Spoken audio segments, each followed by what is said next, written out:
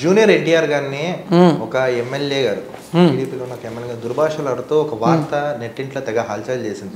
అంత పాపం, ఘోరం, అన్యాయం, దారుణం ఏం చేశారు? తెలుగుదేశం హైకమాండ్ దృష్టిలో పడాలి అంటే ఇలాంటి పనులే చెయ్యాలి. ఎందుకు జూనియర్ ఎన్టీఆర్ని ఎందుకు టార్గెట్ చేయాలి? వీళ్ళందరూ ఎన్ని టార్గెట్లు చేసినా, ఎన్ని రకాలుగా చూసినా, సమయం వచ్చినప్పుడు శంఖారావం మోగించి తీరుతాడు జూనియర్ ఎన్టీఆర్.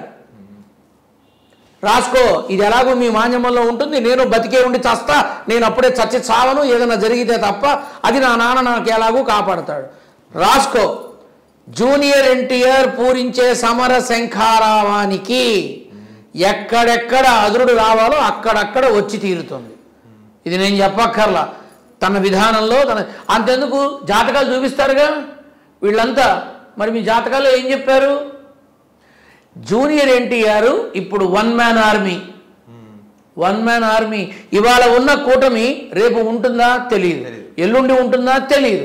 కానీ ఎప్పుడో అప్పుడు ఈ విధానంలో తేడా వస్తుంది, మార్పు వస్తుంది, మీరు అంతా చూస్తారు, ఖచ్చితంగా వస్తుంది. జూనియర్ ఎన్టీఆర్ని తెలుగుదేశంలో రాకుండా ఉండే క్రమంలో ఈ విధమైనటువంటి చర్యలు జరుగుతున్నాయా? హైకమాండ్ దృష్టిలో నోటీస్ అయ్యి ఏదో పదవి కోసం ఆకాంక్షించి వాళ్ళకి ఇష్టం లేని వాళ్ళని తిడితే గనక మన మీద ఇష్టం పెరుగుతుంది అనే పిచ్చే ఆలోచనలా? తప్పు. ఎందుకు మాట్లాడాలి? ఎవరు మాట్లాడతారు? దేనికి మాట్లాడతారు అసలు ఇవన్నీ? మళ్ళీ వాడు కూడా వచ్చి క్షమించండి అని అడిగాట, అసలు అనడం ఎందుకు? క్షమించమని అడగడం ఎందుకు? దేనికి? నందమూరి హరికృష్ణ సభాముఖంగా అందరికీ చెప్పాడు, మా నాన్నగారు పెట్టిన పేరు వీడిది అని. అంటే ఇప్పుడు నువ్వు ఎవరిని తిట్టావు? ఆ పేరు పెట్టిన పెద్ద ఆయన పుట్టగతులు ఉంటాయా? కాబట్టి తెలుగుదేశం పార్టీ జూనియర్ ఎన్టీఆర్ని ఒక కార్నర్ చేసింది అనేది ప్రపంచం మొత్తానికి తెలుసు. ఇవాళ నేనొచ్చి పెద్ద బొడ్డోడచ్చకల్లా అందరికీ తెలుసు. రానివ్వకుండా చెయ్యాలని చూస్తున్నారని తెలుసు. ఒకప్పుడు జూనియర్ ఎన్టీఆర్కి అత్యంత ప్రీతిపాత్రులుగా బ్రతికినటువంటి అనేక మంది తెలుగుదేశపు నాయకులు ఈరోజు వైసీపీలో ఉన్నారనే సంగతి తెలుసు. రేపు అందరూ ఒకటైతే, రేపంతా ఒకటైతే, ఇవాళే తెలుగుదేశం పార్టీలో కొంతమంది ఎమ్మెల్యేలు మినిస్టర్లుగా ఉన్న వాళ్ళు అశాంతితో ఉన్నారు.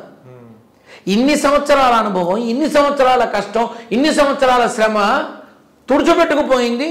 ఏదో ఎమ్మెల్యేని ఒక స్టాంప్ వేసి మళ్ళీ పక్క జరిపి వాళ్ళతో సంసారం చేస్తున్నారు అని లుకలుకలు మొదలైనాయి. ఇది అసలు ఎన్నాళ్ళు ఉంటుంది ఇది? కాబట్టి ఇక్కడ మనం గ్రహించాల్సింది ఏంటంటే తెలుగుదేశం పార్టీ జూనియర్ ఎన్టీఆర్ని కార్నర్ చేసింది, ఇది నిజం. కానీ జూనియర్ ఎన్టీఆర్ రాజకీయ రంగ ప్రవేశ సమర శంఖారావం ఖచ్చితంగా తెలుగు రాష్ట్రాలే కాదు యావత్ భారతావనికి కూడా తెలియబరుస్తుంది. ఇది వాస్తవం. ఇప్పుడు కామెంట్స్లో వీడు తొత్తు, వీడు జూనియర్ ఎన్టీఆర్ అభిమాని, అసలు నీకు తెలుసా కామెంట్స్లో ఎంత బాగా పెడతారో? వీళ్ళమ్మ గడుపు గాలిపోయిన ఆ భూతులకి ఒక బుక్ తయారు చేయొచ్చు. కాకపోతే ఏంటంటే చూసే వాళ్ళకి నేను చెప్పేది ఒకటే, కుదిరితే నిజాన్ని స్వీకరించండి, కుదరలేదు పక్కకి వెళ్ళిపోండి. ఎందుకురా అమ్మలక్కల మాటలు? దేనికి? ఏమొస్తుంది? పోనీ నువ్వు పెట్టే కామెంట్స్ చూసి నాకా టైం ఉండదు. కానీ నన్ను అభిమానించే వాళ్ళు మాత్రం ఓదర కొడుతున్నారు అందరిని. నేను అందరికీ చెప్పా, వద్దు, ఎవ్వరు ఏం మాట్లాడకండి, వాళ్ళ అభిప్రాయం వాళ్ళు తెలియపరిచారు అంతే. జూనియర్ ఎన్టీఆర్ రాజకీయ రంగ ప్రవేశం మాత్రం తెలుగు రాష్ట్రాలలో ఆనాటి నందమూరి తారక రామారావు ఎంతటి ప్రాభవం సంపాదించాడో ఈ నందమూరి తారక రామారావు కూడా ఇసుమంత కూడా తగ్గదు, అంతే ప్రాభవం వస్తుంది. ఇది తథ్యం.